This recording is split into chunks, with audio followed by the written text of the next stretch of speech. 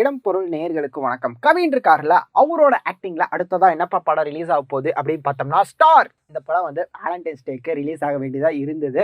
ஆனா படத்தோட post production work வந்து முடியல அப்படிங்கறனால படத்தை தள்ளி போட்டிருந்தாங்க அப்படிங்கிற மாதிரி நம்மளுமே அப்டேட்லாம் கொடுத்துருந்தோம் அப்படின்லாம் இருக்கு. இப்போ இந்த படத்தோட ரிலீஸ் அப்டேட் கிடைச்சிருக்குதுப்பா.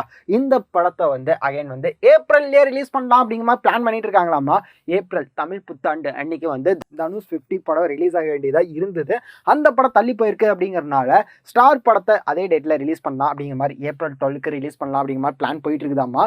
ஸோ வெயிட் பண்ணி பார்க்கலாம்ப்பா. கவின் வந்து அவரோட லைனப்ஸில் வந்து தரமான படங்கள் தான் வந்து கண்டென்ட்டாக சூப்பராக கொடுத்துட்டு இருக்காரு அப்படிங்கிறது தெரியுது.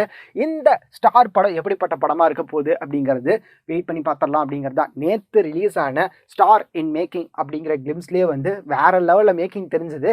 ஸோ படம் தரமான படமாக தான் இருக்க போகுதுன்னு தெரியுது. எப்படிப்பட்ட படமாக இருக்க போகுது அப்படிங்கிறத வெயிட் பண்ணி பார்த்துடலாம் அப்படிங்கிறது தான்.